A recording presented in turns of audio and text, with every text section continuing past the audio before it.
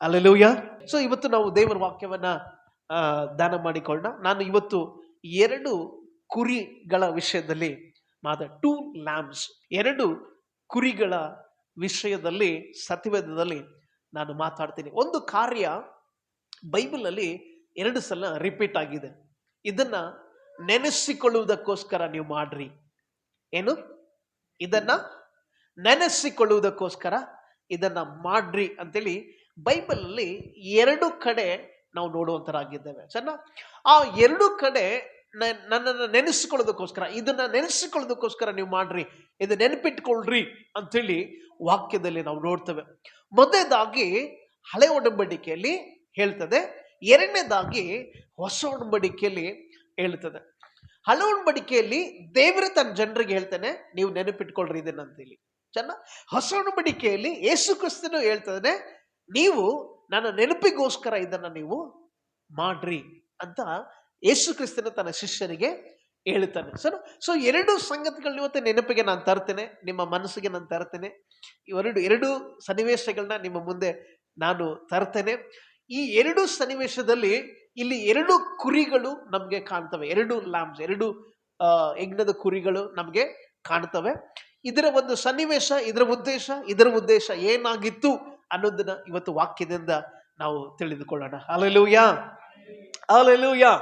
ಅಬ್ರಾಮನ ಮುಖಾಂತರವಾಗಿ 12 ಕುಲಗಳನ್ನ ದೇವರು ಆರಿಸಿಕೊಳ್ತಾನೆ. ಕರೆಕ್ಟಾ? 12 ಕುಲಗಳಲ್ಲಿ ಯಾಕೋಬನ ಕುಲವನ್ನ ದೇವರು ಆರಿಸ್ಕೊಳ್ತಾನೆ. ನನ್ನ ಸ್ವಂತ ಜನಾಂಗ ಅಂತ ಹೇಳಿ ಆರಿಸ್ಕೊಳ್ತಾನೆ ಯಾಕೋಬನನ್ನ. ಸ್ವಂತ ಜನಾಂಗ, ಅದ್ರ ಒಳಗಡೆಯಿಂದ ಬಂದಂತ ಎಲ್ಲಾ ಏನು ಜನಾಂಗವೇ ಇಸ್ರಾಯೇಲ್ ಜನರು ಎಂಬುದಾಗಿ ನಾವು ಕರೀತೀವಿ ಇವತ್ತು. ಓಕೆನಾ? ಕೇಳಿ, ಗಮನ ಕೊಡಿ. ಈ ಇಸ್ರಾಯೇಲ್ ಜನಾಂಗ ಯೋಸೇಫನು ರಾಜನಾದಾಗ ಇವರೆಲ್ಲರೂ ಏನ್ ಮಾಡ್ತಾರೆ ಅಂತಂದ್ರೆ 70 ಜನ ಯಾಕೋಬನ ಮಕ್ಕಳು, ಸಂತತಿಯವರು ಸೇರಿ 70 ಜನ ಯೋಸೇಫನು ರಾಜನಾಗಿ ಐಗುಪ್ತ ದೇಶದಲ್ಲಿ ರಾಜನಾಗಿದ್ದಾಗ ಇವರೆಲ್ಲರೂ ಏನ್ ಮಾಡ್ತಾರೆ, ಅಲ್ಲಿ ವಾಸ ಮಾಡೋದಕ್ಕೋಸ್ಕರ ಹೋಗ್ತಾರೆ. ವಾಸ ಮಾಡೋದಕ್ಕೋಸ್ಕರ ಹೋಗಿ ಐಗುಪ್ತ ದೇಶದಲ್ಲಿ 430 ವರ್ಷಗಳು ಅವ್ರೇನ್ ಮಾಡ್ತಾರೆ, ಅಲ್ಲಿ ಜೀವಿಸ್ತಾರೆ. ಎಷ್ಟು ವರ್ಷ? ಸ್ವಲ್ಪ ಜೋರಾಗಿ. 430 ವರ್ಷಗಳು ಅವರಲ್ಲಿ ಜೀವಿಸ್ತಾರೆ.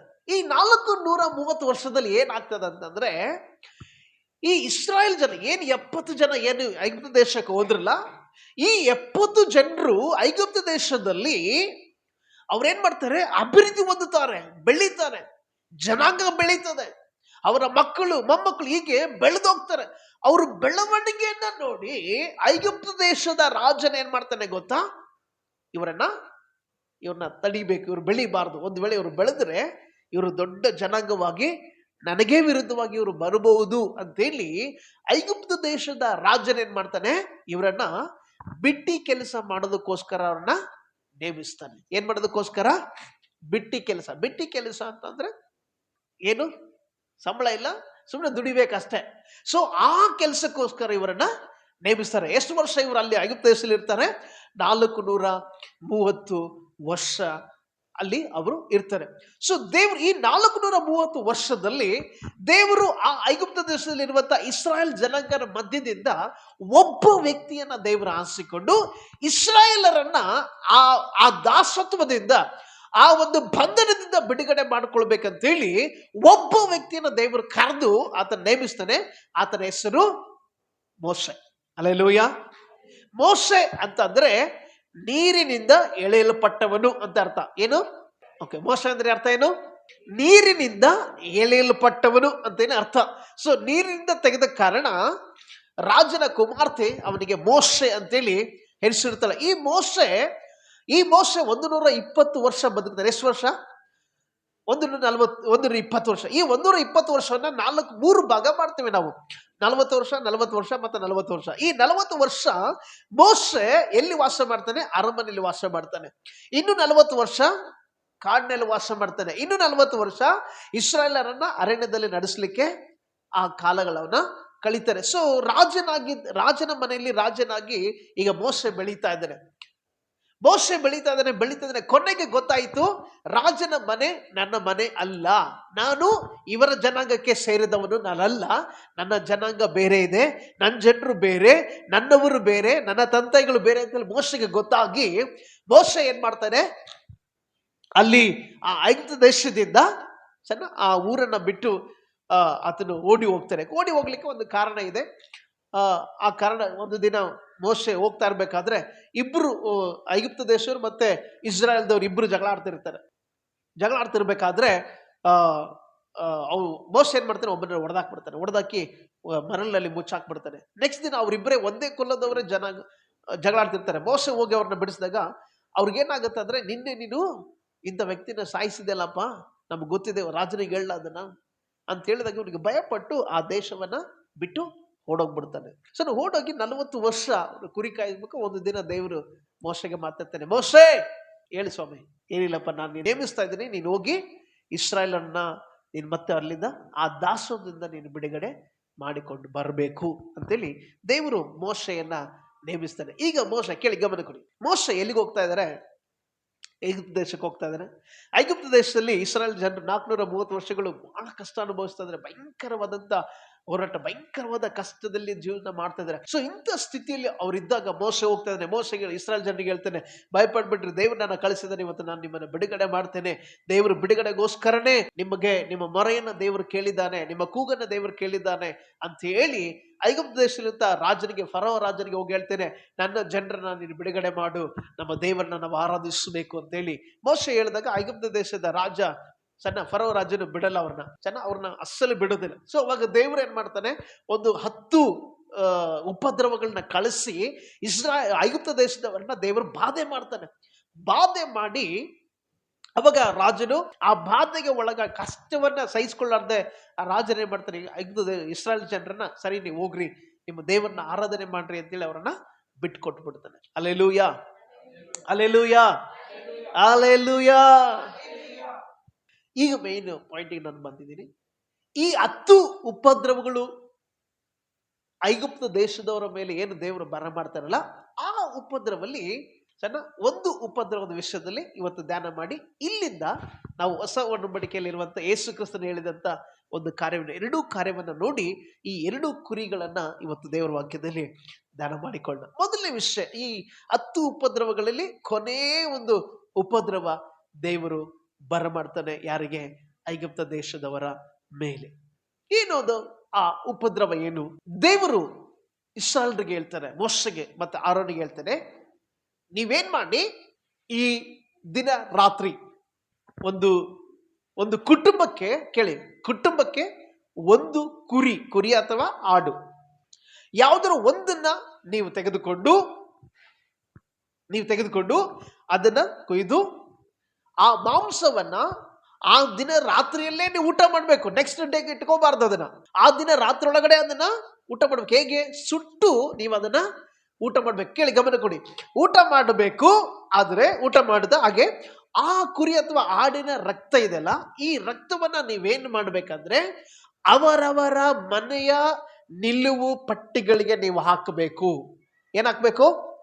ನಿಲುವು ಪಟ್ಟಿಗಳಿಗೆ ಆ ರಕ್ತವನ್ನ ನೀವೇನ್ ಮಾಡ್ಬೇಕು? ಹಚ್ಚಬೇಕು ಅಂತೇಳಿ ದೇವರು ಅವ್ರಿಗೇನ್ ಮಾಡ್ತಾನೆ? ದೇವರು ಅವ್ರಿಗೆ ಆಜ್ಞೆ ಮಾಡ್ತಾನೆ. ಸೊ ಮೋಶೆ ಮತ್ತು ಆರೋನ್ ಇಬ್ರು ಸೇರಿ ಎಲ್ಲಾ ಇಸ್ರಾಯೇಲ್ ಜನರಿಗೆ ಎಲ್ಲರಿಗೂ ಕರೆದು ಹೇಳ್ತಾನೆ, ದೇವರು ಈ ತರ ಆಜ್ಞೆ ಮಾಡಿದ್ದಾನೆ, ನೀವು ಒಂದೊಂದು ಕುಟುಂಬಕ್ಕೆ ಒಂದೊಂದು ಕುರಿ ಅಥವಾ ಆಡನ್ನ ತಂದು ನೀವು ಈ ರೀತಿ ಮಾಡಬೇಕು ಅಂತ ಹೇಳಿದಾಗ ಎಲ್ಲಾ ಇಸ್ರಾಯೇಲ್ ಜನರು ಅವರವರ ಕುಟುಂಬಕ್ಕೆ ಪರವಾಗಿ ಒಂದೊಂದು ಕುರಿಯನ್ನ ತೆಗೆದುಕೊಂಡು ಬಂದು ಅದನ್ನ ಕಟ್ ಮಾಡಿ ಅದರ ರಕ್ತವನ್ನ ಅವರ ಮನೆಯ ಬಾಗಿಲಿಗಳಿಗೆ, ಕೇಳಿ ಗಮನ ಕೊಡಿ, ಅವರ ಮನೆಯ ಬಾಗಿಲಿಗಳಿಗೆ ಹಚ್ಚಿ ಅದೇ ದಿನ ರಾತ್ರಿಯಲ್ಲಿ ಏನಾಗ್ತದೆ, ಅವರ ಆ ಮಾಂಸವನ್ನ ಸುಟ್ಟು ತಿಂತಾರೆ. Hallelujah, hallelujah, hallelujah. ಏನಪ್ಪಾ ಇದು ಉಪದ್ರವ? ಸೊ ದೇವರು ಮೋಶೆಗೆ ಇಸ್ರಾಯೇಲ್ ಜನರಿಗೆ ಹೇಳಿದ್ದ, ನಾನು ಆ ದಿನ ರಾತ್ರಿಯಲ್ಲಿ ಐಗುಪ್ತ ದೇಶದ ಮೇಲೆ ನಾನು ಬೀಳ್ತೇನೆ. ಐಗುಪ್ತ ದೇಶದ ಮೇಲೆ ಬಿದ್ದು ಐಗುಪ್ತ ದೇಶದಲ್ಲಿ ಮೇಲೆ ಐಗುಪ್ತ ದೇಶದೊಳಗಡೆ ಇರುವಂತ ಪ್ರತಿ ಒಂದು ಏನಪ್ಪ ಅಂದ್ರೆ ಮೊದಲನೇ ಗಂಡು ಮಗು, ಚೊಚ್ಚಲ ಗಂಡು ಮಗು, ಎಲ್ಲ ಕುಟುಂಬ, ಯಾವುದೇ ಕುಟುಂಬ ಇರಲಿ, ಫಸ್ಟ್ ಹುಟ್ಟಿದಂತ ಚೊಚ್ಚಲ ಮಗು, ಐಗುಪ್ತ ದೇಶದಲ್ಲಿರುವಂತ ಎಲ್ಲ ಫ್ಯಾಮಿಲಿಗಳಲ್ಲಿ ಚೊಚ್ಚಲಾಗಿ ಹುಟ್ಟಿರುವಂತ ಮಕ್ಕಳುಗಳನ್ನ ನಾನು ಸಂಹಾರ ಮಾಡ್ಲಿಕ್ಕಿದ್ದೇನೆ. ನಾನು ಸಂಹಾರ ಪ್ರಾಣಿಯಾಗಿರ್ಬೋದು, ಮನುಷ್ಯನಾಗಿರ್ಬೋದು. ಸೊ ಇನ್ನೇನು ಬೆಳಗಿನ ಜಾವ ಆಗ್ತಾ ಇದ್ದಾಗ ಇಡೀ ಐಗುಪ್ತ ದೇಶದಲ್ಲಿ ಎಲ್ಲ ಮನೆಗಳಲ್ಲಿ ಚೊಚ್ಚಲ ಮಕ್ಕಳು ಏನಾಗಿದ್ದಾರೆ, ಸತ್ತು ಹೋಗಿದ್ದಾರೆ. ಅವಾಗ ರಾಜನಿಗೆ ಭಯ ಆಗುತ್ತೆ, ಅಯ್ಯೋ ಈ ಉಪದ್ರವ ಹಿಂಗ್ಯಾಕೆ ಬಂದಲ್ಲಪ್ಪ, ಇವರ ದೇವರು ಬಹಳ ದೊಡ್ಡವರು, ನನಗೆ ಭಯ ಆಗಿ ಐಗುಪ್ತ ದೇಶದ ಇಸ್ರಾಯೇಲ್ ಜನರನ್ನ ಅವನೇನ್ ಮಾಡ್ತಾರೆ, ಸರಿ ನೀವು ಹೋಗ್ಬಿಡ್ರಿ ಅಂತ ಹೇಳಿ ಬಿಟ್ಕೊಂಡ್ಬಿಡ್ತಾನೆ. ಹಲ್ಲೆಲೂಯಾ. ಹಾಗಾದ್ರೆ ಇಸ್ರಾಯೇಲ್ ಜನರಿಗೆ ಏನಾಗ್ಲಿಲ್ವಾ? ಅವರು ಐಗುಪ್ತ ದೇಶದಲ್ಲಿ ಇದ್ರಲ್ಲ, ಅವ್ರಿಗೇನಾಗ್ಲಿಲ್ಲ. ಕಾರಣ ಏನಂದ್ರೆ ದೇವರು ಅವರಿಗೆ ಒಂದು ನಿಯಮ ಕೊಟ್ಟಿದ್ದ, ನೀವೇನು ಮಾಡ್ಬೇಕಾಗಿತ್ತು, ಆ ರಕ್ತವನ್ನ, ಆ ನಿಲುವು, ಅವರ ಮನೆಗಳಿಗೆ ನಿಲುವು ಕಂಬಗಳಿಗೆ, ನಿಲುವು ಪಟ್ಟಿಗಳಿಗೆ ನೀವು ಹಾಕಬೇಕು. ಯಾವಾಗ ಸಂಹಾರಕ ದೂತನು ಬರ್ತಾನೋ, ಯಾರ್ಯಾರ ಸಂಹಾರಕ ದೂತನಿಗೆ ಆ ನಿಲುವು ಪಟ್ಟಿಗಳಲ್ಲಿ ಅಂಟಲ್ಪಟ್ಟಿರುವಂತ ಆ ಒಂದು ರಕ್ತವು ಕಾಣುತ್ತೋ, ಅವನೇನ್ ಮಾಡ್ತಾ ಇದ್ದ,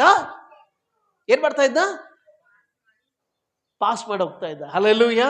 ಅದಕ್ಕೆ ಪಾಸ್ ಓವರ್ ಅಂತ ಒಂದು ಕರೀತಾರೆ.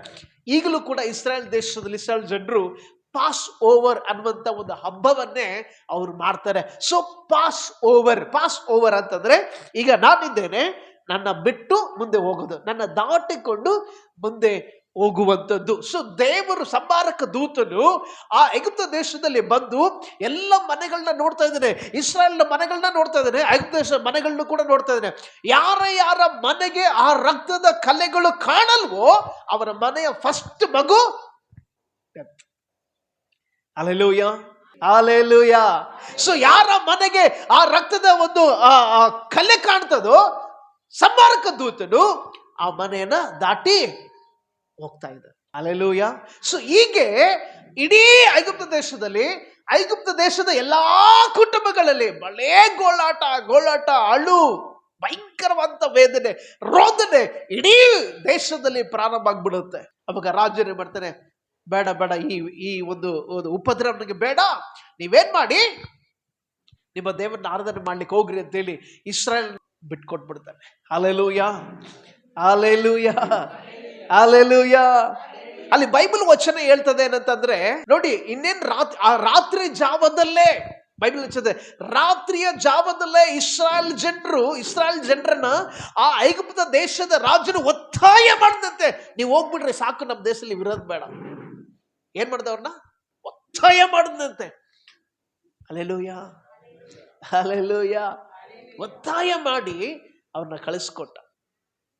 ಸೊ ಅಲ್ಲಿ ಬೈಬಲ್ ವಚನ ಹೇಳ್ತದೆ, ಆ ದಿನದ ರಾತ್ರಿಯಲ್ಲೇ ಇಸ್ರಾಯೇಲ್ ಜನರು ಏನ್ ಮಾಡ್ತಾರಂತೆ, ಐಗುಪ್ತ ದೇಶವನ್ನ ಬಿಟ್ಟು ಅವರು ದೇವರು ತೋರಿಸುವಂತ ದೇಶಕ್ಕೆ ದೇವರು ಮೋಶೆ ಅವರನ್ನ ನಡೆಸಿಕೊಂಡು ಹೋಗ್ತಾ ಇದ್ದಾನೆ. Hallelujah, hallelujah.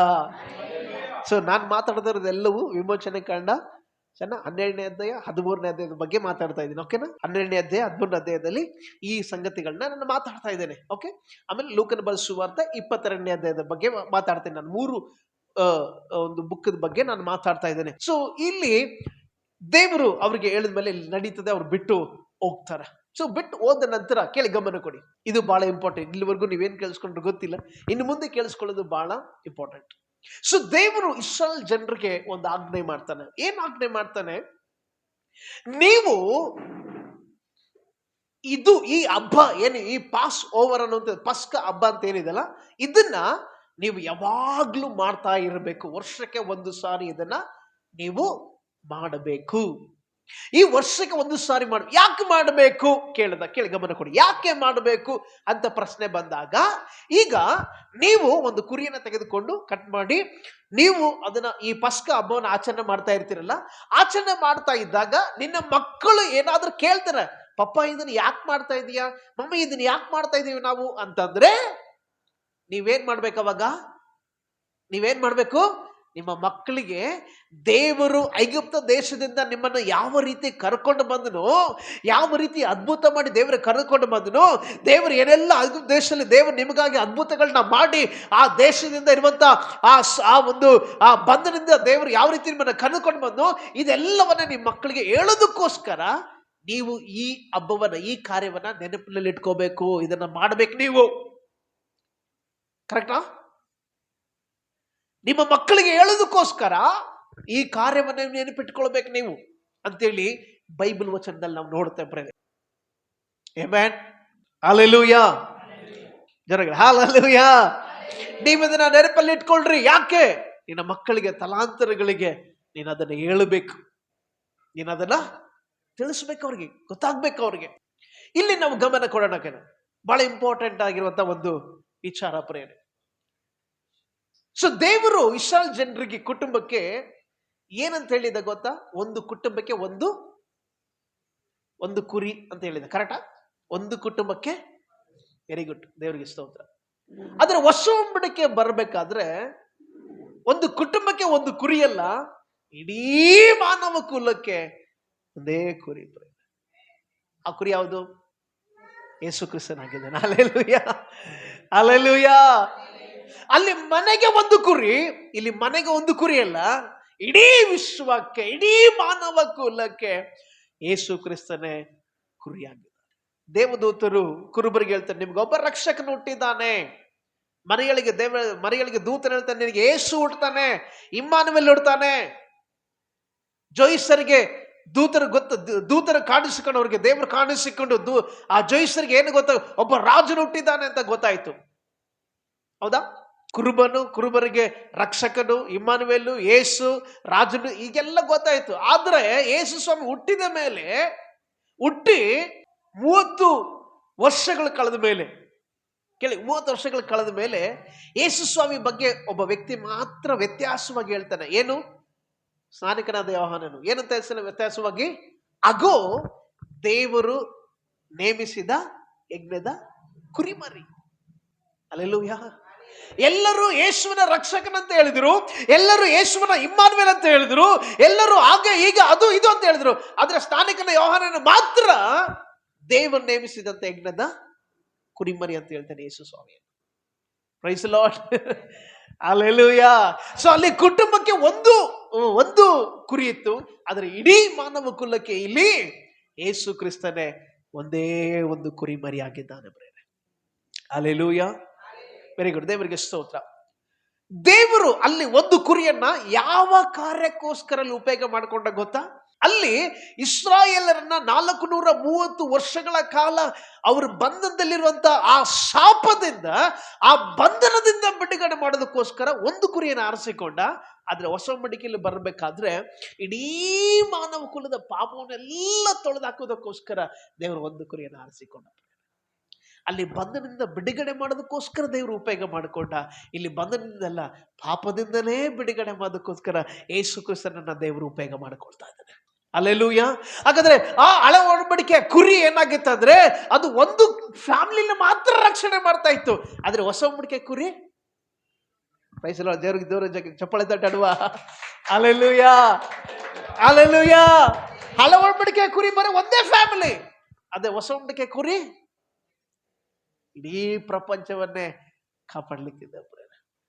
ಹಳೆ ಒಡಂಬಡಿಕೆ ಕುರಿ ಬರೀ ಬಂಧನದಿಂದ ಬಿಡುಗಡೆ ಮಾಡ್ತು, ಅದು ಹೊಸ ಒಡಂಬಡಿಕೆ ಕುರಿ ಇಡೀ ಪಾಪದಿಂದಲೇ ನಮ್ಮನೆಗೆ ಬಿಡುಗಡೆ ಮಾಡ್ತು.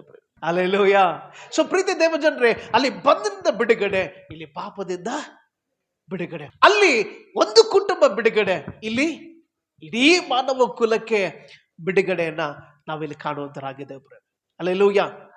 ಇನ್ನೊಂದು ವಿಚಾರ ಗಮನ ಕೊಡಿ. ಅಲ್ಲಿ ಆ ಐಗುಪ್ತ ದೇಶದಲ್ಲಿ ಆ ರಕ್ತವನ್ನ ಏನ್ ಮಾಡ್ಬೇಕಂತ ಹೇಳಿದ್ರು? ಅವರು ಬಾಗಿಲಿಗೆ ಹಾಕ್ಬೇಕಂತ ಹೇಳಿದ್ರು. ಯಾವ ಬಾಗಿಲಿಗೆ ರಕ್ತ ಕಾಣ್ತಿತ್ತು, ಸಂಹಾರಕ ದೂತನ ಏನ್ ಮಾಡ್ತಾ ಇದ್ದ? ಪಾಸ್ ಓವರ್ ಮಾಡ್ಕೊಂಡು ಹೋಗ್ತಾ ಇದ್ದ. ಹಲ್ಲೆಲೂಯಾ, ಜೊರಗಳಿ ಹಲ್ಲೆಲೂಯಾ. ಸೊ ಪಾಸ್ ಓವರ್ ಏನು? ರಕ್ಷಣೆಯನ್ನು ಕೊಡ್ತಾ ಇತ್ತು ಅವ್ರಿಗೆ ರಕ್ಷಣೆ ಉಂಟಾಗ್ತಾ ಇತ್ತು. ಪ್ರೇರೆ, ಯಾರು ರಕ್ತವನ್ನು ಹಂಚ್ತಾ ಇದ್ರು ರಕ್ಷಣೆ, ಯಾರು ಈಗ ರಕ್ತವನ್ನು ಕುಡಿಬೇಕಂತ ನಾವು ಬರ್ತೇವೋ ರಕ್ಷಣೆ ಹೊಂದಿಕೊಳ್ಳುತ್ತೇವೆ. ಪ್ರೇರೆ, ಆಮೆನ್. Hallelujah, hallelujah. ಶಿಲುಬೆಯ ಮೇಲೆ ಸುರಿಸಿದ್ದ ಯೇಸು ಕ್ರಿಸ್ತನ ರಕ್ತ ಇವತ್ತು ನಮಗೆ ಪಾಪ ವಿಮೋಚನೆಯನ್ನ ಕೊಡುವಂತ ರಕ್ತವಾಗಿದೆ. ಆಮೆನ್. ಸೊ ಯೇಸು ಕ್ರಿಸ್ತನ ರಕ್ತ ಇವತ್ತು ನಮ್ಮ ಜೀವಿತದಲ್ಲಿ ಸುರಿಯಲ್ಪಡಬೇಕು. ನಾವು ರಕ್ಷಣೆ ಹೊಂದಬೇಕಾ, ಪಾಪದಿಂದ ಬಿಡುಗಡೆ ಆಗ್ಬೇಕಾ, ಯೇಸು ಕ್ರಿಸ್ತನ ನಮಗಾಗಿ ಸುರಿಸಲ್ಪಡಬೇಕಾಗಿದೆ. ಅಲ್ಲಿ ಒಂದು ಕುರಿಯ ರಕ್ತ ಮನೆಗೆ ಹಚ್ಚಲ್ಪಟ್ಟು ಆ ಮನೆನ ಸೇಫ್ ಮಾಡುತ್ತೆ ಅಷ್ಟೇ. ಆದ್ರೆ ಹೊಸ ಒಡಂಬಡಿಕೆಯ ಕುರಿಯ ರಕ್ತ ಇಡೀ ಮಾನವ ಕುಲವನ್ನೇ ಸೇಫ್ ಮಾಡ್ಬಿಟ್ಟಿದೆ. Amen. Hallelujah, hallelujah, hallelujah. So ಅದೇ ರೀತಿಯಲ್ಲಿ ದೇವರು ಐಗುಪ್ತ ದೇಶದಲ್ಲಿ ಇಸ್ರಾಯೇಲರಿಗೆ ಏನ್ ಹೇಳ್ತಾನೆ, ನೋಡಪ್ಪ, ದೇವರು ಈ ರೀತಿ ಎಲ್ಲ ನಿಮ್ಮನ್ನ ಕಾರ್ಯ ಮಾಡಿದಲ್ಲ, ಅದ್ಭುತ ಮಾಡಿದಲ್ಲ, ಇದನ್ನ ನೆನಪಿಟ್ಕೊಳ್ರಿ. ನೀವು ಇನ್ನೊಬ್ರಿಗೆ ನೀವು ಹೇಳ್ಬೇಕು, ಇದನ್ನ ರಿಮೆಂಬರ್ ದಿಸ್, ರಿಮೆಂಬರ್ ಮಾಡ್ಕೊಳ್ರಿ, ಇದು ಹೇಳ್ಬೇಕು ನೀವು ಜನರಿಗೆ ಅಂತೇಳಿ ಹೇಳಿ ಅವ್ರಿಗೆ ಪ್ರತಿ ವರ್ಷ, ಈಗಲೂ ಕೂಡ ಇಸ್ರಾಯೇಲ್ ಪ್ರತಿ ವರ್ಷ ಆ ಪಸ್ಕ ಹಬ್ಬವನ್ನ ಆಚರಣೆ ಮಾಡಿ ಅಲ್ಲಿರುವಂತ ಎಲ್ಲ ತಮ್ಮ ಕುಟುಂಬಗಳಿಗೆ ಎಲ್ಲರಿಗೂ ಹೇಳ್ತಾರೆ, ದೇವರು ಐಗುಪ್ತ ದೇಶದಿಂದ ದೇವನ ಯಾವ ರೀತಿ ಅದ್ಭುತವಾಗಿ ಕರ್ಕೊಂಡು ಬಂದ ಎಲ್ಲ ಸ್ಟೋರಿಯನ್ನ ಅವ್ರು ಹೇಳ್ತಾರೆ. ಹೊಸ ಒಡಂಬಡಿಕೆಗೆ ಬರ್ಬೇಕಾದ್ರೆ ಯೇಸು ಕ್ರಿಸ್ತನ ಖುದ್ದಾಗಿ ನಮ್ಗೆ ಹೇಳ್ತಾನೆ. ಏನಂತ ಹೇಳ್ತಾನೆ ಯೇಸು ಕ್ರಿಸ್ತ? ಲೂಕನ ಬಸವತಿ 22 ಏನಂತದೆ ವಾಕ್ಯ? ಸ್ವಾಮಿ ಹೇಳ್ತಾನೆ, ಎಲ್ಲ ಶಿಷ್ಯರೆಲ್ಲ ಕೂತ್ಕೊಂಡಿದ್ದಾರೆ, ಕೂತ್ಕೊಂಡು ಊಟ ಮಾಡ್ತಾ ಇದ್ದಾರೆ. ಊಟ ಮಾಡ್ತಾ ಇರ್ಬೇಕಾದ್ರೆ, ಭೋಜನೆ ಮಾಡ್ತಾ ದೇವರು ರೊಟ್ಟಿ ಮುರಿದು ತನ್ನ ಶಿಷ್ಯರಿಗೆ ಕೊಟ್ಟು, ತೆಗೆದುಕೊಳ್ರಿ, ಇದು ನಿಮಗೋಸ್ಕರ ಮುರಿಯಲ್ಪಟ್ಟಂತ ಜಜ್ಜಲ್ಪಟ್ಟಂತ ನನ್ನ ದೇಹ, ಇದು ತಿನ್ರಿ. ನಂತರ ಊಟ ಆದ ನಂತರ ಪಾತ್ರೆ ತೆಗೆದುಕೊಂಡು ಸ್ತೋತ್ರ ಮಾಡಿ ಆ ದ್ರಾಕ್ಷರಸವನ್ನ ಶಿಷ್ಯರಿಗೆ ಕೊಟ್ಟು, ಕುಡೀರಿ, ಇದು ಹೊಸ ಒಡಂಬಡಿಕೆಯ ರಕ್ತ. ಯಾವ ರಕ್ತ ಇದು? ಹೊಸ ಒಡಂಬಡಿಕೆಯ ರಕ್ತ ಅಂದ ಮೇಲೆ ಹಳೆ ಒಡಂಬಡಿಕೆಯ ರಕ್ತ ಇದೆ ಅಲ್ಲ, ಹಳೆದಿದ್ದಾಗ ಮಾತ್ರ ತಾನೇ ಹೊಸದ್ ಬರಕ್ ಸಾಧ್ಯ, ಹೌದಿಲ್ಲ? ಹಳೇದಿಲ್ಲ ಅಂದ್ರೆ ಹೊಸದ್ ಬರಕ್ಕಾಗತ್ತಾ? ಇಲ್ಲ. ಹಾಗಾದ್ರೆ ಹಳೆಯದಲ್ಲಿ ಒಂದಿದೆ, ಯಾವುದೋ ಒಡಂಬಡಿಕೆ, ಹಳೆಯದು ಯಾವುದೋ ಒಂದು ಹೊಸ ಒಡಂಬಡಿಕೆ ಇದೆ. ಸ್ವಾಮಿ ಹೇಳ್ತಾನೆ, ಆ ಹಳೆ ಒಡಂಬಡಿಕೆ ಅವತ್ತು ಆ ರೀತಿಯಾಗಿತ್ತು. ಸ್ವಾಮಿ ಹೇಳ್ತಾನೆ, ಇಲ್ಲ, ಈ ಹೊಸ ಒಡಂಬಡಿಕೆ, ಆ ಹೊಸ ಒಡಂಬಡಿಕೆಯ ರಕ್ತವೇ ಯೇಸು ಕ್ರಿಸ್ತನ ರಕ್ತವಾಗಿದೆ. ಹಲ್ಲೆಲೂಯಾ. ಸ್ವಾಮಿ ಹೇಳ್ತಾನೆ, ಇದು ಹೊಸ ಒಡಂಬಡಿಕೆಯ ರಕ್ತ, ಇದು ತೆಗೆದುಕೊಳ್ರಿ, ಕುಡೀರಿ, ತೆಗೆದುಕೊಂಡು ಕುಡೀರಿ. ಆಮೇಲೆ ವಾಕ್ಯ ಹೇಳ್ತದೆ, ಯೇಸು ಕ್ರಿಸ್ತನ ಮಾತು ಹೇಳ್ತಾನೆ, ಏನಂತೆ? ಇದನ್ನ ಏನ್ ಮಾಡ್ಬೇಕು ನೀವು? ನನ್ನನ್ನು ನೆನೆಸಿಕೊಳ್ಳುವುದಕ್ಕೋಸ್ಕರ ಹೀಗೆ ಮಾಡ್ರಿ. ಏನ್ ನೆನೆಸ್ಕೊಳ್ಬೇಕು? ಐಗುಪ್ತ ದೇಶದಲ್ಲಿ ಅವ್ರು ಏನ್ ರಿಮೆಂಬರ್ ಮಾಡ್ಕೊಳ್ತಾ ಇದ್ರು? ದೇವರು ಅವರನ್ನ ಯಾವ ರೀತಿ ಬಂಧನದಿಂದ ಬಿಡುಗಡೆ ಮಾಡಿದ ಅನ್ನೋದನ್ನ ನೆನಪು ಮಾಡ್ಕೊಳ್ತಿದ್ರಲ್ಲ. ಈಗ ನಾವೇನ್ ನೆನಪು ಮಾಡ್ಕೊಳ್ಬೇಕು? ಪಾಪದಿಂದ ದೇವರು ನಮ್ಮನ್ನು ಯಾವ ರೀತಿ ಬಿಡುಗಡೆ ಮಾಡ್ದ ಅನ್ನೋದನ್ನ ನಾವು ನೆನಪು ಮಾಡ್ಕೊಳ್ಬೇಕು. ಹಲ್ಲೆಲೂಯಾ. ನಾವೆಲ್ಲರೂ ದಾರಿ ತಪ್ಪಿ, ಕುರಿಗಳಂತೆ ದಾರಿ ತಪ್ಪಿ ತೊಳಗ್ತಾ ಇದ್ದೆವು ಪಾಪದಲ್ಲಿ. ಬೈಬಲ್ ವಚನ ಹೇಳ್ತದೆ, ಹೆಚ್ಚು ಕಡಿಮೆ ಯಾರೂ ಇಲ್ಲ, ಎಲ್ಲರೂ ಪಾಪ ಮಾಡಿ ದೇವರ ಮಹಿಮೆಯನ್ನು ಹೊಂದದೇ ಹೋಗಿದ್ದಾರೆ ಅಂತ ವಾಕ್ಯ ಹೇಳ್ತದೆ. ಸೊ ಎಲ್ಲರೂ ಪಾಪ ಮಾಡಿ ದೇವರ ಮಹಿಮೆಯನ್ನು ಹೊಂದದೇ ಹೋಗಿದ್ದಾಗ, ಎಲ್ಲರ ಪರವಾಗಿ ಯೇಸು ಕ್ರಿಸ್ತನು ಒಬ್ಬನೇ ಬಂದು ನಮಗೆ ನೀತಿಯನ್ನ ಕೊಟ್ಟು ನಮ್ಮ ಪಾಪವನ್ನೆಲ್ಲ ತೆಗೆದುಹಾಕಿ ಆತನ ಜೀವವನ್ನ ನಮ್ಮ ಒಳಗಡೆ ಆತನ ಹಾಕಿ ಹೋಗಿದ್ದಾನೆ. ಹಲ್ಲೆಲೂಯಾ. ಸೊ ಯೇಸು ಕ್ರಿಸ್ತನು ಇದನ್ನ ನನ್ನನ್ನ ನೆನಪು ಮಾಡಿಕೊಳ್ಳೋದಕ್ಕೋಸ್ಕರ ಹೀಗೆ ಮಾಡ್ರಿ. ಹಾಗಾದ್ರೆ ಯೇಸುವನ್ನ ಯಾವುದಕ್ಕೋಸ್ಕರ ನೆನಪು ಮಾಡ್ಕೊಳ್ತಾ ಇದ್ದೀನಿ ನೀನು? ನನ್ನ ಪಾಪದ ಪರಿಹಾರಕನು, ನನ್ನ ರೋಗದ ಪರಿಹಾರಕನು, ನನ್ನ ಶಾಪದ ಪರಿಹಾರಕನು ಯೇಸು ಆಗಿದ್ದಾನೆ. Hallelujah, hallelujah. ನಮ್ಮ ಯೇಸು ಪರಿಹಾರಕನಾಗಿದ್ದಾನೆ ಪ್ರೇರೆ. ಸೊ ಪರಿಹಾರಕನಾಗಿರುವಂತ ಯೇಸುವನ್ನ ನಾವು ನೆನಪು ಮಾಡಿಕೊಳ್ಬೇಕು. ಏನ್ ನೆನಪು ಮಾಡಿಕೊಳ್ಬೇಕು? ನೀನು ರೊಟ್ಟಿ ತೆಗೆದುಕೊಳ್ಬೇಕಾದ್ರೆ, ದ್ರಾಕ್ಷರಸ ತೆಗೆದುಕೊಳ್ಬೇಕಾದ್ರೆ, ಈ ದೇಹ ನನಗಾಗಿ ಮುರಿಯಲ್ಪಟ್ಟಿದ್ದು. ಎಲ್ಲಿ ಮುರಿಯಲ್ಪಡ್ತು? ಶಿಲುಬೆಯಲ್ಲಿ. ಯಾವ ರೀತಿ ಮುರಿಯಲ್ಪಡ್ತು? ಶಿಲುಬೆಯಲ್ಲಿ. ಯಾವ ರೀತಿ ಮುರಿಯಲ್ಪಡ್ತೀರಿ? Very good. ಮಳೆಗಳಿಂದ, ಚಾಟಿ ಏಟುಗಳಿಂದ, ಮತ್ತೆ ಮುಳ್ಳು ಕಿರೀಟದಿಂದ. ಕೆಲವರು ಕೈ ತಗೊಂಡು ಗುದ್ದಿದ್ರಂತೆ ಯೇಸು ಸ್ವಾಮಿ, ಗೊತ್ತಾ ನಿಮ್ಗೆ? ಹೌದಾ? ಕೈ ತಗೊಂಡು ಗುದ್ದಿದ್ರಂತೆ. ಕೆಲವರು ಗಡ್ಡ ಎಳೆದಿರಂತೆ. ಕೆಲವರು ಬಟ್ಟೆ ಮುಖದ ಮೇಲೆ ಬಟ್ಟೆ ಹಾಕಿ ಒಡೆದು ಪ್ರವಾದನೆ ಹೇಳು, ಯಾರು ಹೊಡೆದ್ರು ನಿಮ್ಗೆ ಅಂತ ಕೇಳಿದ್ರಂತೆ. ಕೆಲವರು ಉಗುಳದರಂತೆ ಕೂಡ. ಅರ್ಥ ಆಯ್ತಾ? ಚಾಟಿ ಏಟು, ಒಂದು ಕಡಿಮೆ 39 ಚಾಟಿ ಏಟುಗಳು. ಬೈಬಲ್ ವಚನ ಹೇಳ್ತದೆ, ಕೆಲವು ಬೈಬಲ್ ಪಂಡಿತರು ರೆಕಾರ್ಡ್, ಬೈಬಲ್ ಒಂದು ಇತಿಹಾಸದಲ್ಲಿ ರೆಕಾರ್ಡ್ ಆಗಿದೆ ಏನಪ್ಪಾ ಅಂದ್ರೆ, ಏಸು ಕ್ರಿಸ್ತನ ಒಳಗಡೆ ದೇಹದಲ್ಲಿ ಇದ್ದಂತ ಎಲ್ಲ ರಕ್ತವು ಇವನ್ ಸಿಂಗಲ್ ಹನಿ ಕೂಡ ಬಾಡಿ ಒಳಗಡೆ ಇದ್ದಿಲ್ಲ ಅಂತ, ಅಷ್ಟು ಎಲ್ಲ ರಕ್ತ ಭೂಮಿಗೆ ಚೆಲ್ಲೋಗಿತ್ತಂತೆ, ಸುರಿಸಲ್ಪಟ್ಟಿತ್ತು. ಅಲ್ಲೆಲೂಯ. ಕಾರಣ ಏನು ಗೊತ್ತಾ? ಪಾಪದ ನಿಮಿತ್ತವಾಗಿ, ಪಾಪದಲ್ಲಿರೋ ಕಾರಣಕ್ಕೋಸ್ಕರ ಕ್ರಿಸ್ತನ್ ನಮಗಾಗಿ ಬಿಡುಗಡೆ ಮಾಡಿ ಬಂದ ಪ್ರೇರೆ. ಇನ್ನೊಂದು ಸಂಗತಿ ನಿಮ್ಗೆ ಹೇಳ್ತೀನಿ. ಹಳೆ ಒಡಂಬಡಿಕೆಯಲ್ಲಿ ದೇವರು ಇಸ್ರಾಯೇಲ್ ಜನರಿಗೆ ಒಂದು ಕುರಿನ ತಗೋಬೇಕಂತ ಹೇಳಿದ. ಕೇಳಿ, ಗಮನ ಕೊಡಿ. ಕುರಿ ತಗೋಬೇಕಂತ ಹೇಳಿದ್ನಲ್ಲ, ಹೇಳಿದ್ಮೇಲೆ ತಗೊಂಡ್ರು ಮಾಡಿದ್ರು. ಆದ್ರೆ ದೇವರೊಂದು ಆಜ್ಞೆ ಕೊಟ್ಟಿದ್ದ ಅವ್ರಿಗೆ. ಏನು? ನೀವು ಆ ಕುರಿ ಎಲುಬುಗಳನ್ನ ಯಾವುದೇ ಕಾರಣಕ್ಕೂ ಮುರಿಬಾರದು, ಯಾವುದೇ ಕಾರಣಕ್ಕೂ ಮುರಿಬಾರ್ದು ಅಂತೇಳಿ ದೇವರು ಆಜ್ಞೆ ಕೊಟ್ಟಿದ್ದೆ. ಕರೆಕ್ಟಾ? ಮಾಂಸ ಎಲ್ಲ ನೀವು ತಗೊಳ್ತೀನ್ರಿ, ಅದ್ರ ಎಲುಬುಗಳು ಮಾತ್ರ ಮುರಿಬಾರ್ದು. ಅದು ಹಳೆ ಒಡಂಬಡಿಕೆಯ ಕುರಿಯಾಗಿತ್ತು. ಹೊಸ ಒಡಂಬಡಿಕೆ ಕುರಿ ಕೂಡ ಸೇಮ್ ಅದೇ ತರನೇ. ಏನ್ ಗೊತ್ತಾ? ಯೇಸು ಕ್ರಿಸ್ತನ ಶಿಲುಬೆಯಲ್ಲಿ ಇದ್ದಾಗ ನನ್ನ ದೇವರೇ ಯಾಕೆ ನನ್ನ ಕೈ ಬಿಟ್ಟಿ, ದೇವರೆಲ್ಲ ತೀರಿತು ಅಂತ ಹೇಳಿದ್ಮೇಲೆ ಬೈಬಲ್ ವಚನ ಹೇಳ್ತದೆ, ಮಹಾಧ್ವನಿಯಿಂದ ಆತನ ಕೂಗಿ ಹೇಳ್ತಾನಂತೆ, ತನ್ನ ಪ್ರಾಣವನ್ನ ದೇವರಿಗೆ ಒಪ್ಪಿಸಿಕೊಟ್ಟ ತಕ್ಷಣನೇ ಅಲ್ಲಿ ಬೈಬಲ್ ವಚನ ಹೇಳ್ತದೆ, ಅಲ್ಲಿ ಭೂಕಂಪ ಉಂಟಾಯಿತು, ದೇವಾಲಯದ ತೆರೆ ಹರಿದು ಹೋಯ್ತು, ಒಂಥರ ಇಡೀ ಆ ದೇಶದಲ್ಲೆಲ್ಲ ಕತ್ತಲು ತುಂಬ್ಕೊಂಡ್ಬಿಡ್ತಂತೆ. ಅವಾಗ ಸಿಪಾಯಿಗಳಿಗೆ ಭಯ ಆಯ್ತು. ಅರೆ, ಇದೇನು ಭೂಕಂಪ ಈ ತರ ಆಯ್ತು?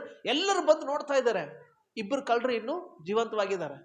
ಅವಾಗ ಏನ್ ಮಾಡ್ತಾರೆ ಗೊತ್ತಾ? ಅವ್ರು ಜೀವಂತವಾಗಿರೋ ಕಳ್ಳರನ್ನ ಬೈಬಲ್ ಕ್ಲಿಯರ್ ವಾಕ್ಯ ಹೇಳ್ತದೆ, ಅವರಿಬ್ಬರು ಮೊಣಕಾಲುಗಳನ್ನ ಮುರಿದು ಅವ್ರನ್ನ ಸಾಯಿಸ್ತಾರಂತೆ. ಇಬ್ಬರು ಮೊಣಕಾಲುಗಳನ್ನ ಮುರಿದು ಆ ಕಳ್ಳನ್ನ ಸಾಯಿಸಿದಾರಂತೆ. ಯಾವಾಗ ಯೇಸು ಕ್ರಿಸ್ತನ ಹತ್ರ ಬಂದಾಗ, ಯೇಸು ಕ್ರಿಸ್ತನ ಮೊಣಕಾಲುಗಳನ್ನ ಮುರಿಬೇಕಂತ ಹೋದಾಗ ಬೈಬಲ್ ವಚನ ಹೇಳ್ತದೆ, ಸಿಪಾಯಿಗೆ ಆಲ್ರೆಡಿ ಗೊತ್ತಾಗತ್ತಂತೆ, ಇವ್ರು ಆಲ್ರೆಡಿ ಸತ್ತು ಹೋಗಿದ್ದಾನಲ್ಲ, ಮುರಿಯುವಂತ ಅವಶ್ಯಕತೆ ಇಲ್ಲ ಅಂತೇಳಿ ಸಿಪಾಯಿ ಏನ್ ಮಾಡ್ತಾನೆ, ತನ್ನ ಕೈಯಲ್ಲಿರುವಂತ ಬಚ್ಚಿ ತಗೊಂಡು ಆತನ ಪಕ್ಕೆಗೆ ತಿವಿತಾನೆ. ಆಲ್ರೆಡಿ ಯೇಸು ಸ್ವಾಮಿ. ಯಾಕೆ? ಹಳೆ ಒಡಂಬಡಿಕೆಯಲ್ಲಿ ಪಾಪದಿಂದ ಬಂಧನದಿಂದ ಇರುವಂತ ಜನರನ್ನ ಬಿಡುಗಡೆ ಮಾಡೋಕ್ಕೋಸ್ಕರ ಕುರಿಯ ಎಲುಬುಗಳು ಮುರಿಲಿಲ್ಲ. ಇಲ್ಲಿ ಕ್ರಿಸ್ತನ ಎಲುಬುಗಳು ಕೂಡ ಮುರಿಲಿಲ್ಲ. Hallelujah, praise the Lord, hallelujah, hallelujah. ಇನ್ನೊಂದು ಶ್ರೇಷ್ಠತೆ ನಿಮಗೆ, ಇದು ಮೋಸ್ಟ್ಲಿ ನಮ್ಗೆ ಇನ್ನೂ ಬಲ ಕೊಡ್ಬೋದು. ಹಳೆ ಒಡಂಬಡಿಕೆಯಲ್ಲಿ 430 ವರ್ಷದಿಂದ ಬಿಡುಗಡೆ ಮಾಡೋದಕ್ಕೋಸ್ಕರ ದೇವರು ಕುರಿಯನ್ನ ಆರಿಸಿಕೊಂಡ. ಕೇಳಿ, ಕುರಿಯನ್ನ ಆರಿಸ್ಕೊಂಡ. ಒಂದು ಕುರಿ, ಚೊಚ್ಚಲ ಕುರಿಯನ್ನು ದೇವರು ಆರಿಸ್ಕೊಂಡ. ಆದರೆ ಹೊಸ ಒಡಂಬಡಿಕೆಯಲ್ಲಿ ದೇವರು ಚೊಚ್ಚಲ ಕುರಿಯನ್ನು ಆರಿಸ್ಕೊಳ್ಳಿಲ್ಲ, ಚೊಚ್ಚಲ ಮಗನನ್ನೇ ಆರಿಸ್ಕೊಳ್ತಾ ಇದ್ದಾನೆ. ಆಮೆನ್. ಅಲ್ಲಿ ಕುರಿ ಪ್ರತಿಬಿಂಬಿಸ್ತಾ ಇದೆ, ಇಲ್ಲಿ ರೀಪ್ರೆಸೆಂಟೇಟಿವ್ ಆಗಿ ಪ್ರತಿಬಿಂಬಿಸೋದು ಯಾರು ಗೊತ್ತಾ? ಖುದ್ದಾಗಿ ತನ್ನ ಸ್ವಂತ ಮಗನನ್ನೇ ದೇವರು ಲೋಕಕ್ಕೆ ಕಳಿಸ್ಕೊಂಡ. ಹಳೆ ಒಡಂಬಡಿಕೆಯ ರಕ್ತ ಅದು ಪಾಪದಿಂದ ತುಂಬಿದ ರಕ್ತ. ಅದ ಹೊಸ ಒಡಂಬಡಿಕೆಯ ರಕ್ತ ಪಾಪನೇ ಇಲ್ಲ, ಪರಿಶುದ್ಧವಾದದ್ದು. ಹಲ್ಲೆಲೂಯಾ. ಅಲ್ಲಿ ಬಂಧನದಿಂದ ಬಿಡುಗಡೆ, ಇಲ್ಲಿ ಪಾಪದಿಂದ ಬಿಡುಗಡೆ. ಅಲ್ಲಿರುವಂತ ಕುರಿ ಎಲುಬುಗಳು ಮುರಿಯಲ್ಪಡಲಿಲ್ಲ, ಹೊಸ ಒಡಂಬಡಿಕೆಯ ಕುರಿಯ ಎಲುಬುಗಳು ಕೂಡ. ಸೊ ಹಳೆ ಒಡಂಬಡಿಕೆ 2 ಕುರಿಗಳ ಬಗ್ಗೆ ನಾನು ಮಾತಾಡ್ತೀನಿ ಅಂತ. ಸೊ ಮೊದಲನೇ ಕುರಿ ಯಾವುದು? ಹಳೆ ಒಡಂಬಡಿಕೆ ಕುರಿ. ಎರಡನೇ ಕುರಿ, ಸೊ ಈಗಲೂ ಕೂಡ ಇಸ್ರಾಯೇಲ್ ಜನರು ಆ ಕುರಿ ಬಗ್ಗೆ ಮಾತಾಡ್ತಾರೆ. ಹೊಸ ಒಡಂಬಡಿಕೆಯ ಜನರು ನಾವು ಯಾವ ಕುರಿ ಬಗ್ಗೆ ಮಾತಾಡ್ಬೇಕು? ನಮ್ಮ ಅಟ್ಟೆಗೆರೆ ಕುರಿ ಬಗ್ಗೆ ಮಾತಾಡ್ಬೇಡ್ರಿ. ಯಾವ ಕುರಿ ಬಗ್ಗೆ ಮಾತಾಡ್ರಿ? ಯೇಸು ಕ್ರಿಸ್ತನ ಕುರಿತ ಬಗ್ಗೆ ನೀನು ಮಾತಾಡಬೇಕು. ನಾವು ದ್ರಾಕ್ಷರಸ ಮತ್ತೆ ರೊಟ್ಟಿನ ತೆಗೆದುಕೊಂಡಾಗೆಲ್ಲ ಏನ್ ನೆನಪು ಮಾಡ್ಕೊಳ್ಬೇಕು? ಯೇಸು ಸ್ವಾಮಿ ನನಗೋಸ್ಕರ, ನನ್ನ ನೆನಪು ಮಾಡೋದಕ್ಕೋಸ್ಕರ ಹೀಗೆ ಮಾಡ್ರಿ. ಈಗಲೂ ಕೂಡ ಇಸ್ರಾಯೇಲ್ ಜನರು ಅವರ ಬಿಡುಗಡೆ ನೆನಪು ಮಾಡೋದಕ್ಕೋಸ್ಕರ ಆ ಪಸ್ಕ ಹಬ್ಬವನ್ನು ಆಚರಣೆ ಮಾಡ್ತಾರೆ. ಇವತ್ತು ನಾವು ಕ್ರಿಸ್ತನ ನೆನಪು ಮಾಡೋದಕ್ಕೋಸ್ಕರ ನಾವು ಕರ್ತನ ಭೋಜನವನ್ನ ಆಚರಿಸ್ತೇವೆ. ಏನ್ ಬ್ರದರ್ ಅಂದ್ರೆ ಕರ್ತನ ಭೋಜನ ಇದ್ದಾಗ ಮಾತ್ರ ದೇವ್ರನ್ನ ನೆನೆಸ್ಕೋಬೇಕು, ಆಮೇಲೆ ಬೇರೆ ದಿನ ನೆನೆಸ್ಕೋಬಾರ್ದ? ಪ್ರತಿದಿನ ನೆನೆಸ್ಕೋ, ಪ್ರತಿದಿನ ದೇವ್ರನ್ನ, ಏನ್ ಪ್ರಾಬ್ಲಮ್ ಇಲ್ಲ. ಆದರೆ ನೀನು ಕರ್ತನ ಭೋಜನ ತೆಗೆದುಕೊಳ್ಳುವಾಗ ನಿನ್ನ ಜೀವಿತ ಪರೀಕ್ಷೆ ಮಾಡಿಕೊಂಡು ದೇವ್ರು ನಿನಗಾಗಿ ಮಾಡಿದಂತ ಎಲ್ಲ ಶಿಲುಬೆಯ ಆಗವನ್ನ, ಶಿಲುಬೆಯ ಆ ಒಂದು ಪ್ರಯಾಣವನ್ನ ನೀನು ಯೋಚನೆ ಮಾಡಿ ಮಾಡಿ ಮಾಡಿ ಮಾಡಿ ನಾವು ಕ್ರಿಸ್ತನ ಮರಣವನ್ನ, ಕ್ರಿಸ್ತನ ಒಂದು ತ್ಯಾಗವನ್ನ ನಾವು ನೆನಪು ಮಾಡಿಕೊಳ್ಬೇಕು ಪ್ರೇರೆ. Alleluia, alleluia. ಸೊ ಇನ್ನು ಹಳ ಒಡಂಬಡಿಕೆಯಿಂದ ನಾನು ಆ ಸ್ಟೋರಿಯಿಂದ ಇನ್ನು ಬಹಳ ವಿಷಯಗಳು ತೆಗೆದಿದ್ದೀನಿ. ಸಮಯ ಇಲ್ಲದೆ ಇರೋದರಿಂದ ಸ್ವಲ್ಪ ಅದನ್ನು ಶಾರ್ಟ್ ಮಾಡಿ ಮೇನ್ ಆಗಿರುವಂಥ ವಿಚಾರಗಳನ್ನ ನಾನು ನಿಮಗೆ ಹೇಳಿದೆ. ಸೊ ಹಾಗಾಗಿ ಅವತ್ತು 430 ವರ್ಷದಿಂದ ಬಿಡುಗಡೆ ಮಾಡಿದಂಥ ಕುರಿಮರಿ ಇವತ್ತು ನಮ್ಮನ್ನ ಇಡೀ ಜೀವಿತ ಪೂರ್ತಿಯಾಗಿ ನಮ್ಮನ್ನ ಬಿಡುಗಡೆ ಮಾಡಿದೆ ಪ್ರೇರೆ. ಲೈಫ್ ಟೈಮ್ ಒಂದ್ಸರಿ ಯೇಸು ಕ್ರಿಸ್ತನಿಗೆ ನಮ್ಮ ಜೀವಿತ ಕೊಟ್ಟು ದೀಕ್ಷೆಸನ್ನ ತೆಗೆದುಕೊಂಡು ಕ್ರಿಸ್ತನಿಗಾಗಿ ನನ್ನ ಬದುಕಿತನದ ಯಾರು ತೀರ್ಮಾನ ಮಾಡಿದಿರಲ್ಲ, ನಿನ್ನ ಜೀವಿತ ಒಂದೇ ಸರಿ ಅಷ್ಟೇ ದೇವ್ರು ನಿನಗೆ ಕ್ಷಮಾಪಣೆ ಕೊಟ್ಟಿದ್ದಾನೆ. ತಿರುಗಿ ನಾವು ಪಾಪದಲ್ಲಿ ಬೀಳದಂತೆ ನಮ್ಮನ್ನು ನಾವು ಎಚ್ಚರ ವಹಿಸ್ಕೊಳ್ಬೇಕು. ಹಲ್ಲೆಲೂಯಾ. ಸೊ ನಮ್ಮನ್ನು ನಾವು ಶುದ್ಧ ಮಾಡಿಕೊಳ್ಳೋಣ ಪ್ರೇರೆ, ನಮ್ಮನ್ನು ನಾವು ಪರೀಕ್ಷೆ ಮಾಡಿಕೊಳ್ಳೋಣ. ಸೊ ಯೇಸು ಸ್ವಾಮಿ ಇದನ್ನ ಮಾಡುವಾಗಲೆಲ್ಲ ಹೇಳ್ತಾನೆ, ನೀವು ಇದನ್ನ ಮಾಡಬೇಕಲೆಲ್ಲ ನನ್ನ ನೆನೆಸಿಕೊಳ್ಳೋದಕ್ಕೋಸ್ಕರ ಹೀಗೆ ಮಾಡ್ರಿ. ಸೊ ಈ ಮಾತು ಹಳೆ ಒಡಂಬಡಿಕೆಯಲ್ಲೂ ಕೂಡ ರಿಪೀಟ್ ಆಗಿದೆ. ಸೊ ದೇವ್ರ ಇಸ್ರಾಯೇಲ್ ಜನರಿಗೆ ಹೇಳ್ತಾನೆ, ನನ್ನ ನೆನೆಸ್ಕೊಳ್ಳೋದಕ್ಕೋಸ್ಕರ, ನಾನು ಮಾಡಿದ ಕಾರ್ಯಕ್ಕೆ ನೆನೆಸ್ಕೊಳ್ಳೋದಕ್ಕೋಸ್ಕರ ಇದನ್ನ ನೀವು ಮಾಡ್ರಿ. ಅವ್ರು ಈಗಲೂ ಕೂಡ ಅದನ್ನು ಮಾಡ್ತಾ ಇದ್ದಾರೆ, ನಾವು ಮಾಡ್ತಾ ಇದ್ದೀವಿ. ಹಳೆ ಒಡಂಬಡಿಕೆ ಕುರಿ, ಹೊಸ ಒಡಂಬಡಿಕೆಯ ಹಳೆ ಒಡಂಬಡಿಕೆ ಕುರಿ ಒಂದೇ ಫ್ಯಾಮಿಲಿ ಒಂದು, ಹೊಸ ಒಡಂಬಡಿಕೆ ಕುರಿ ವೆರಿ ಗುಡ್. ಆ ಕುರಿ ರಕ್ತ ಏನು ದೇವದೂತನನ್ನ ಪಾಸ್ ಓವರ್ ದಾಟಿ ಹೋಗುವಂತೆ ಮಾಡ್ತು. ಹೊಸ ಒಡಂಬಡಿಕೆ ಕುರಿ ರಕ್ತ ಪಾಪನೆಲ್ಲವನ್ನ ತೊಳೆದಾಕ್ಬಿಡ್ತು. ಹಳೆ ಒಡಂಬಡಿಕೆಯ ರಕ್ತದ ಕುರಿಮರಿಯ ಎಲುಬುಗಳು ಮುರಿಯಲ್ಪಡಲಿಲ್ಲ, ಹೊಸ ಒಡಂಬಡಿಕೆ ಕುರಿಯ ಎಲುಬುಗಳು ಕೂಡ ಮುರಿಯಲ್ಪಡಲಿಲ್ಲ. ಹಲ್ಲೆಲೂಯಾ. ದೇವರು ಹಳೆ ಒಡಂಬಡಿಕೆಯಲ್ಲಿ ಪಾಪಗಳನ್ನ ಬಂಧನದಿಂದ ಬಿಡುಗಡೆ ಮಾಡೋದಕ್ಕೋಸ್ಕರ ಕುರಿಯನ್ನು ಉಪಯೋಗ ಮಾಡ್ದ. ಆದ್ರೆ ಹೊಸ ಒಡಂಬಡಿಕೆಗೆ ಬರುವಾಗ ದೇವರು ತನ್ನ ಸ್ವಂತ ಮಗನನ್ನೇ ಉಪಯೋಗ ಮಾಡ್ಕೊಂಡು, ಕುರಿನ ಆರಿಸ್ಕೊಳ್ಳಿಲ್ಲ, ಸ್ವಂತ ಮಗನನ್ನು ದೇವರು ಆರಿಸ್ಕೊಂಡು ಬಿಡುಗಡೆಯ ರೂಪವಾಗಿ ಯೇಸು ಕ್ರಿಸ್ತನನ್ನ ಈ ಲೋಕಕ್ಕೆ ಆತನ ಕಳಿಸಿಕೊಟ್ಟಿದ್ದಾರೆ. ಆಮೇಲೆ ಸೊ ಹಾಗಾಗಿ ನಾವು ಇದನ್ನು ತೆಗೆದುಕೊಳ್ಳುವಾಗಲೆಲ್ಲ ನಾವು ನೆನಪು ಮಾಡಿಕೊಳ್ಳೋಣ, ಕ್ರಿಸ್ತನು ನನಗೋಸ್ಕರ ಏನ್ ಮಾಡಿದ್ದಾನೆ. ಆಮೇನ್. ಅದ್ರ ಜೊತೆಗೆ ಯೇಸು ಸ್ವಾಮಿ ನನಗೇನ್ ಮಾಡಿದಾರೆ ನೆನಪು ಮಾಡ್ಕೊ. ನಾನು ಯೇಸು ಸ್ವಾಮಿಗೋಸ್ಕರ ಏನ್ ಮಾಡಿದಾರೆ ಅದನ್ನ ನೆನಪು ಮಾಡ್ಕೊಳ, ಅದನ್ನು ನೆನಪು ಮಾಡ್ಕೊ. ನಾನು ಏನ್ ಮಾಡ್ತಿದ್ದೇನೆ ಯೇಸು ಸ್ವಾಮಿಗೋಸ್ಕರ, ನನ್ನಿಂದ ನನ್ನ ಜೀವನದ ಏನಾಗ್ತದೆ, ನನ್ನ ಲೈಫಿಂದ ದೇವರಿಗೆ ಏನಾಗ್ತಾ ಇದೆ.